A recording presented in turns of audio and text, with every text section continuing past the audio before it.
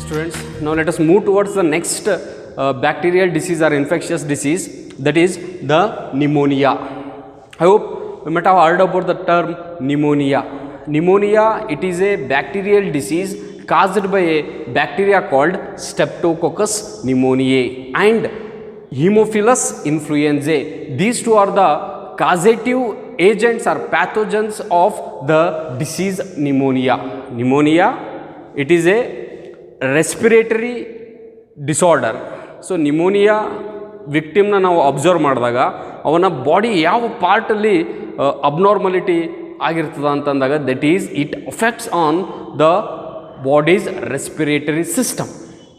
So due to the contaminated ವಾಟರಿಂದನೇ contaminated ವಾಟರಿಂದ ಅಥವಾ ಒಬ್ಬ ವಿಕ್ಟಿಮ್ ಒಬ್ಬ ಪರ್ಸನ್ ದಟ್ ಈಸ್ ಯಾರೋ ಒಬ್ಬರಿಗೆ ಈಗ ನ್ಯೂಮೋನಿಯಾ ಇದೆ ಅಂತಂದಾಗ ವೆನ್ ಹೀ ಕಫ್ಸ್ ಅವನು ವೆನ್ ಈ ಸ್ನೀಸಸ್ ಸೀನ್ದಾಗ ಕೆಮ್ಮದಾಗ ಅವನ ಡ್ರಾಪ್ಲೆಟ್ಸ್ ಏನಾಗ್ತವೆ ಹೊರಗಡೆ ಬರ್ತವೆ. ಸೊ ಆ ಡ್ರಾಪ್ಲೆಟ್ಸ್ ಒಬ್ಬ ಹೆಲ್ದಿ ಪರ್ಸನ್ ಮೇಲೆ ಬಿದ್ದಾಗ so again that is transmitted to that healthy person, so that it is a infectious disease. So then sometimes aerosol ಅಂತ ಕರಿತೀವಿ. ಅವನು ಸೀನಿ ಹೋದಾಗ ಆ droplets they fall on or they stay on the air as a aerosol. So ಅಲ್ಲಿ healthy person ಓಡಾಡಿದಾಗ ಏನಾಗ್ತದೆ, he may get what the causative agents or pathogen in his body. So body ಒಳಗಡೆ ಬಂದ ಕೂಡಲೇ ದೇ ಇನ್ವೇಡ್ ಅವರ್ ಲಂಗ್ಸ್ ಅಂತಂದಾಗ especially the alveoli. So they invade on lung alveoli. ನಿಮಗೆ ಗೊತ್ತದ. So in your previous academic year you have studied in detail about the respiratory system of human, is it? So ಅಲ್ಲಿ ನಾವು ಲಂಗ್ಸನ್ನು observe ಮಾಡಿದಾಗ lungs ಒಳಗಡೆ there are numerous what alveoli. So alveoli are the structural and functional unit of our lungs. So ಏನಾಗ್ತದೆ alveoli ಅನ್ನೋದು mechanism ನಿಮಗೆ ಗೊತ್ತಿದೆ. That is respiratory mechanism. There the gaseous exchange will take place. Carbon dioxide oxygen exchange ಆಗಿ that is one of the important the unit of our lung and our body that maintains the entire the energy processes of our body. So ಅಂಥ ಲಂಗ್ಸ್ನ ಅಲ್ವಿಯೋಲೈಗೆ ಇದು attack ಮಾಡ್ತದೆ, ಅದನ್ನು abnormal ಆಗಿ ಮಾಡ್ತದೆ. what happens? So what happens, the alveoli ಒಳಗಡೆ ನಿಮಗೆ ಗೊತ್ತದ it is a sac like structure. It is a sac like structure. ಆ ಸ್ಯಾಕ್ ಒಳಗಡೆ ಏನಾಗ್ಬಿಡ್ತದೆ, ಮ್ಯೂಕಸ್ ತುಂಬ್ಕೊಂಡು ಬಿಡ್ತದೆ. Isn't it? There occurs the increased secretion of mucus. ನಿಮ್ಗೆ ಗೊತ್ತದ ಯೂಸ್ವಲಿ ನಮ್ಮ ಬಾಡಿ ಒಳಗಡೆ ಯಾವಾಗ ಮ್ಯೂಕಸ್ ಜಾಸ್ತಿ ಸೆಕ್ರೀಟ್ ಆಗ್ತದೆ ಅಂತಂದರೆ ನಮ್ಮ ಬಾಡಿ ಒಳಗಡೆ ಏನಾದರೂ ಯಾವುದಾದ್ರೂ ಪ್ಯಾಥೋಜನ್ ಎಂಟ್ರಿ ಆಗಿದ್ರೆ, if at all there is a invasion of any bacteria or virus or any pathogen into our body ಅಂತಂದಾಗ there occurs the increased secretion of mucus. ಯಾಕಲ್ಲಿ ಮ್ಯೂಕಸ್ ಇನ್ಕ್ರೀಸ್ ಆಗುತ್ತಾ ಅಂತಂದಾಗ to trap that bacteria or to kill that bacteria somehow, isn't it? So here also in case of pneumonia our alveoli of our lungs what happens, get infected. So what happens, the excess secretion of mucus makes that alveoli abnormal. So mucus excess ಆಗಿ secrete ಹಾಕ್ಕೊಂತ ಹೋದಂಗೆಲ್ಲ ಅದು fluid filled sac ಆದಂಗೆ ಆಗ್ತದೆ. Our alveoli becomes fluid filled. So that fluid or mucus somewhat it disturbs its processes, mechanisms. So that person feels difficulty in breathe and various symptoms can be observed in case of the victim of pneumonia.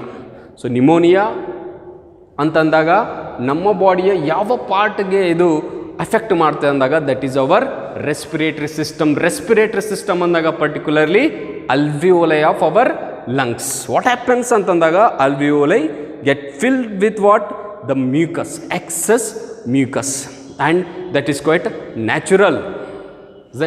Then sometimes what happens, abscess, that excess filling of that fluid or mucus into that sac of alveoli leads to abscess.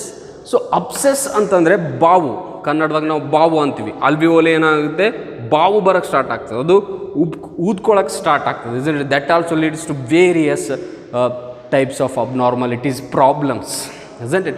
So what are the symptoms? So symptoms ಅಂತಂದಾಗ that person, first thing is respiratory problem. He feels difficulty to breathe. Respiratory problem ಆಗ್ತದೆ, fever, ಜ್ವರ ಬರ್ತದೆ, ಜ್ವರ ಬರೋದು, then chills, ಚಳಿ ಆಗೋದು, ಜ್ವರ with chill, ಚಳಿ ಜ್ವರ ಆಗೋದು, ದೆನ್ ಕಫ್, ಕೆಮ್ಮು, isn't it? Consistent cough will be there, then headache, ತಲೆನೋವು ಆಗ್ಬೋದು. ಇನ್ ಸಿವಿಯರ್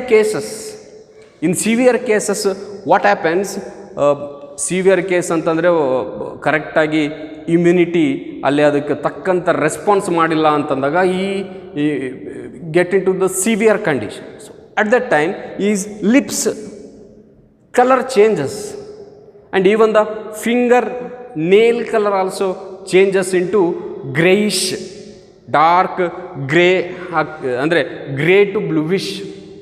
ನಮಗೇನು ಗ್ರೇ ಇರ್ತದಲ್ಲ ಅಲ್ಲಿಂದ ಬ್ಲೂವಿಶ್ ಆಗ್ತದೆ, ಬ್ಲೂ ಕಲರಲ್ಲಿ ಚೇಂಜ್ ಆಗ್ತದೆ. Lips turns into bluish, then the nails turn into bluish. So this occurs when he meets the severity of this pneumonia, isn't it?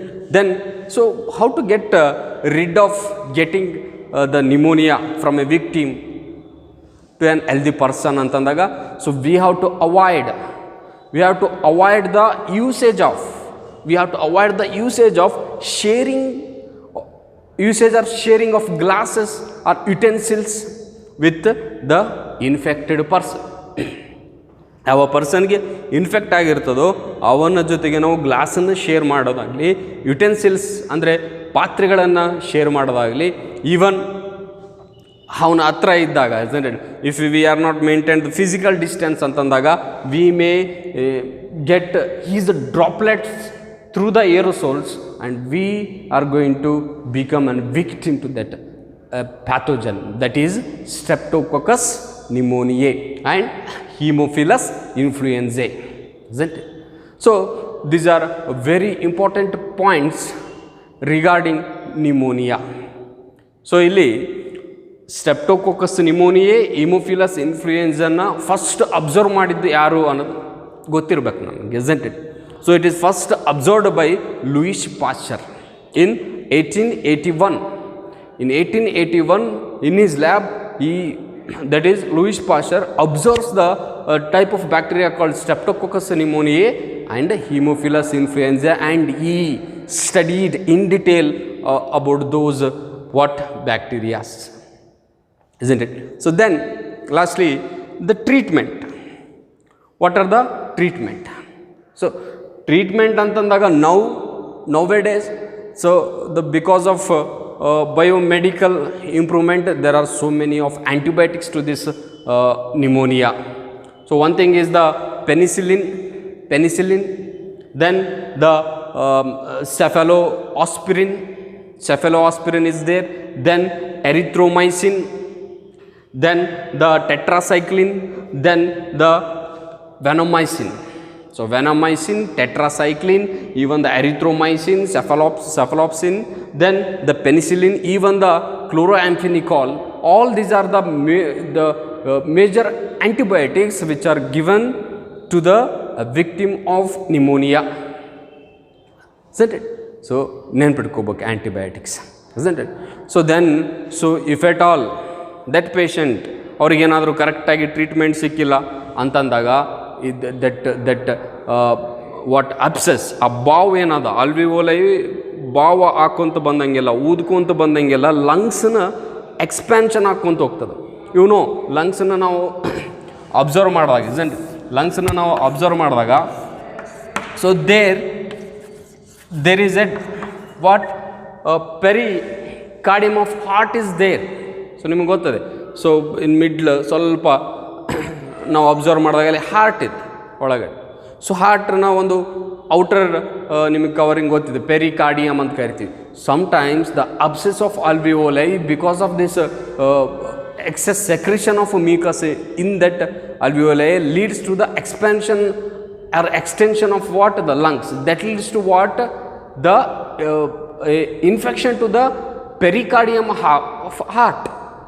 ಹಾರ್ಟ್ನ ಪೆರಿಕಾರ್ಡಿಯಮ್ಗೆ ಅದು disturb ಮಾಡ್ತದೆ and that becomes again a serious issue. isn't it? So this is all about the pneumonia. Pneumonia is a bacterial disease caused by a bacteria, Streptococcus pneumoniae and Haemophilus influenzae. Yes, now let us know about the viral diseases, that is disease caused by viruses. So here as per your syllabus they have given only one viral disease, that is the common cold. The common cold. So this is one of the most frequent disease to us and we are aware of the common cold. The common cold ಅಂತಂದರೆ ನೆಗಡಿ, ಹೌದಾ? ನೆಗಡಿ we have all experienced the common cold. So ಕೆಲವೊಬ್ಬರಿಗೆ ಒಂದು ಸಲ ಆದರೂ ಬಂದಿರ್ತದೆ, ಕೆಲವೊಬ್ಬರಿಗೆ ಯಾವಾಗಲೂ ಬರ್ತಿರ್ತದೆ, isn't it? So that common cold, ಅದು ನೆಗಡಿ, that is caused by what? A virus called rhinovirus. So rhinovirus is the causative agent of what? The common cold, isn't it? Rhinovirus, it is a type of virus, it is a group of virus. Rhinovirus allande ಒಂದು single ಇರಂಗಿಲ್ಲ, ಅದು group ಅಲ್ಲಿ ಇರ್ತದೆ. Here rhino is a Greek term. Rhino refers nose. Rhino ಅಂದ್ರೆ ಏನಿಲ್ಲಿ ಮೂಗು, isn't it? So ಎದಕ್ಕೆ ಹಿಂಗೆ nose rhino ಅಂತ ಹೆಸರಿಟ್ರಿ ವೈರಸ್ಗೆ ಅಂತಂದಾಗ that you know. So directly it causes or when we observe the symptoms, ಅಲ್ಲಿ ನೋಸ್ ಅಫೆಕ್ಟ್ ಆಗಿರ್ತದೆ, ನಿಮ್ಗೆ ಗೊತ್ತಿದೆ, ಹೌದು? ಸೊ ರನ್ನಿಂಗ್ ನೋಸ್ ಅಂತ ಕರಿತೀವಿ. What are the symptoms? ನಾವು ಸಿಂಪ್ಟಮ್ಸನ್ನು ಅಬ್ಸರ್ವ್ ಮಾಡಿದಾಗ ರನ್ನಿಂಗ್ ನೋಸ್ ಅಂದರೆ you know there is a discharging of a watery fluid from the nose, that is nostrils of nose. that ಎಲ್ಲರೂ ಎಕ್ಸ್ಪೀರಿಯನ್ಸ್ ಮಾಡಿರ್ತೀರಿ, ಹೌದಾ? ನೆಗಡಿ ಬಂದಾಗ ಏನು ಡಿಸ್ಚಾರ್ಜ್ ಆಗುತ್ತಲ್ಲ, isn't it? that is running nose, isn't it? So ನಾವು ನೇಷಲ್ the congestion ಅಲ್ಲಿ the nasal congestion ಅಂದರೆ ಮೂಗು ಹಿಡ್ಕೊಂಡಿರೋದು, ಉಸಿರಾಡೋಕ್ಕೆ ಸ್ವಲ್ಪ ಪ್ರಾಬ್ಲಮ್ ಆಗ್ತದೆ, ಯಾಕಂದ್ರೆ ಮೂಗು ಹಿಡ್ಕೊಂಡ್ಬಿಟ್ಟಿರ್ತದೆ. That is what nasal congestion, that is one of the symptom. Then the hoarseness ಅಂತಂದರೆ ನೀವು ಅಬ್ಸರ್ವ್ ಮಾಡಿರ್ಬೋದು, ನೆಗಡಿ ಬಂದವರು ಮಾತಾಡಬೇಕಾದ್ರೆ ವಾಯ್ಸಲ್ಲಿ ಚೇಂಜ್ ಇರ್ತದೆ, ಒಂಥರ ಹಾರ್ಡ್ನೆಸ್ ಇರ್ತದೆ, ಸ್ಟಿಫ್ನೆಸ್ ಇರ್ತದೆ, that is called as hoarseness. That is one of the symptom. Then headache, you have experienced when we are suffering from cold ಅಂತಂದಾಗ ಹೆಡ್ಏಕ್ ಆಗ್ತದೆ, ತಲೆನೋವಾಗೋದು. Then tiredness, that person tireds soon, ಯಾವುದೇ ಕೆಲಸ ಮಾಡಬೇಕಾದ್ರೂ ನಮಗೆ tired ಅನ್ನಿಸ್ತದೆ, ಸುಸ್ತಾಗೋದು. ದೆನ್ ಕಫ್, ಕೆಮ್ಮು. Then sneeze. These are all what the major symptoms of common cold, ನೆಗಡಿಯ ಸಿಂಪ್ಟಮ್ಗಳು. ಸೊ ಇಲ್ಲೇನಾಗ್ತದೆ, the mode of transmission. So how it is transmitted from one person to another person, because that is a infectious disease. Common cold is a infectious disease. ಅಂದರೆ this may transmit from one victim, one person to another healthy person. How? ಹೆಂಗದು ಅಂತಂದಾಗ ನಿಮ್ಗೆ already you know. So that is resulting from cough. ಈ victim ಏನಾದರೂ ಕೆಮ್ಮಿದರೆ, ಕೆಮ್ಮಿದಾಗ droplets ಏನಾಗ್ತವೆ ಏರೋಸೋಲಲ್ಲಿ, ಅದು fix ಆಗ್ತದೆ. So ಆ ಡ್ರಾಪ್ಲೆಟ್ಸನ್ನು if he inhales the droplets of the victim ಅಂತಂದಾಗ that healthy person also going to get what? Those rhinoviruses into his nose. Then he starts to suffer from the common cold. So then even through the contaminated objects, ಯಾರಿಗೆ ನೆಗಡಿ ಬಂದಿರ್ತದೋ ಅವರು ಮುಟ್ಟಿರ್ತಕ್ಕಂಥ ವಸ್ತುಗಳನ್ನ ಇನ್ನೊಬ್ಬನು ಮುಟ್ಟಿದರೆ, ಇನ್ನೊಬ್ರು use ಮಾಡಿದ್ರೆ, especially the utensils, ಪಾತ್ರೆಗಳನ್ನ use ಮಾಡಿದ, ಗ್ಲಾಸಸ್ಸನ್ನು ಯೂಸ್ ಮಾಡಿದ, what happens? That virus may get into the body, isn't it? So these are what the mode of transmission, isn't it? So then ಅವು ನಾವು ಇಂಕ್ಯುಬೇಷನ್ ಪೀರಿಯಡ್ ಅಂತ ಕರಿತೀವಿ. ಅಂದರೆ ಆ ವೈರಸ್ಸು ಬಾಡಿ ಒಳಗಡೆ ಎಂಟ್ರಿ ಆದಾಗ ಎಷ್ಟು ದಿನದವರೆಗೆ ಅದು ಇರ್ತದೆ ಇಂಕ್ಯುಬೇಷನ್ ಪೀರಿಯಡ್ ಅಂದಾಗ it is about 2 to 3 days. Sometimes it last for 7 days. 7 days is the incubation period of. ಅದಾದ ಮೇಲೆ ಅದು ಅದಾಗದೇ ಹೋಗ್ತದೆ. ಸೊ ಇಲ್ಲೇನಾಗ್ತದೆ, ನಾವು ಸ್ಟ್ರೇನ್ಸನ್ನು ಅಬ್ಸರ್ವ್ ಮಾಡಿದ್ರೆ, if you observe the strains of rhinoviruses, there are 3 sub strains are there, subtype of strains are there. They are MHO, isn't it? So MHO ಅಂತಕ್ಕಂಥ sub strains ಅದ, is it? So usually ಏನಾಗ್ತದೆ, ನೆಗಡಿ ಆದಾಗ ರೈನೋವೈರಸ್ಸು ನಮ್ಮ nose ಒಳಗಡೆ ಇದ್ದಾಗ ನಾಸ್ಟ್ರಿಲ್ಸಿಂದ watery fluid discharge ಆಗಕ್ಕೆ start ಆಗ್ತದೆ, ಹೌದಾ? The watery fluid is discharged from our nose, but day by day ಏನಾಗ್ತದೆ, ಅದು ವಾಟರಿ ಆಗಿ ಕಾಣಲ್ಲ ಅದು. So that is because of the infection of secondary pathogens or bacteria, infection of bacterias. ನಾವು once rhinovirus ನಮ್ಮ body ಒಳಗಡೆ ಬಂದಂದಾಗ, especially running nose ಅಂದಾಗ ವಾಟರಿ ಫ್ಲೂಯಿಡ್ ಡಿಸ್ಚಾರ್ಜ್ ಆಗ್ತದೆ. ಬಟ್ ಸ್ವಲ್ಪ ದಿನ ಆದಮೇಲೆ ಏನಾಗುತ್ತೆ, ಅದು ಮ್ಯೂಕಸ್ ಆಗುತ್ತೆ, ಪ್ಯೂರುಲೆಂಟ್ ಆಗುತ್ತೆ, ಮ್ಯೂಕಸ್ ಟೈಪ್ ಆಗುತ್ತೆ. That is because of secondary infection. So immunity ಕಡಿಮೆ ಆಗಿರ್ತದೆ, ಅವಾಗ ಬೇರೆ ಬ್ಯಾಕ್ಟೀರಿಯಾನು ಇನ್ಫೆಕ್ಟ್ ಆಗ್ತಾವೆ. ಅವಾಗ ಏನಾಗ್ತದೆ, ವಾಟರಿ ಫ್ಲೂಯಿಡ್ ಇದ್ದಿದ್ದು ಮ್ಯೂಕಸ್ ಫ್ಲೂಯಿಡ್ ಆಗ್ತದೆ, ಮ್ಯೂಕಸ್ ಅದು ಟೈಪ್ ಕಾಣ್ತದೆ, ನಿಮಗೆ ಗೊತ್ತಿರ್ಬೋದು. ಸೊ ಹಂಗಾಗಿ ನಾವೇನು ಹೇಳ್ತೀವಿ, ದೇರ್ ಆರ್ ಸ್ಟ್ರೇನ್ಸ್ MHO ಅಂತಕ್ಕಂಥ sub strains are there. Those are rhinoviruses, they cause common cold. So when it comes to treatment, so treatment ಅಂತಂದಾಗ, so there is no specific treatment for common cold or any other viral infections. So it is caused by virus ಅಂತಂದಾಗ ಇಲ್ಲಿ ಅದಕ್ಕೆ ಸರಿಯಾಗಿರ್ತಕ್ಕಂಥ treatment ಇಲ್ಲ. So ನಾವು ಟ್ರೀಟ್ಮೆಂಟನ್ನು tablets ಸಿಗ್ತವೆ, ಆ ಟ್ಯಾಬ್ಲೆಟ್ಸನ್ನು ಹಾಕಿದಾಗ ಕಡಿಮೆ ಆಗುತ್ತೆ, ಒಂದು ವಾರದಲ್ಲಿ ಕಡಿಮೆ ಆಗ್ತದೆ. ನೀವು ಟ್ಯಾಬ್ಲೆಟನ್ನು ಹಾಕ್ಕೊಂಡಿಲ್ಲ, ಇಫ್ ಇಟ್ ಈಸ್ ಅನ್ಟ್ರೀಟೆಡ್ ಅಂದ್ರೂ it is get rid of 7 days. ಇನ್ 7 days ಟ್ಯಾಬ್ಲೆಟ್ ತೊಗೊಂಡ್ರೂ ಒಂದು ವಾರ ಬೇಕು, ತೊಗೊಂಡಿಲ್ಲ ಅಂದರೂ 7 ದಿನದಾಗ ಅದು ಕಡಿಮೆ ಆಗ್ತದೆ. ಅರ್ಥ, there is no medications, specific medications for this particular virus, the rhino virus. So ನಿಮಗಿದು ಒಂದೇ ವೈರಲ್ ಡಿಸೀಸಸಲ್ಲಿ ಒಂದೇ ಒಂದು ಡಿಸೀಸ್ ಕೊಟ್ಟಾನೆ, that is about common cold. ಯಾಕಂತಂದರೆ year in your syllabus we are discussing about the commonly caused infectious diseases among us, isn't? So this is all about the common cold. Thank you.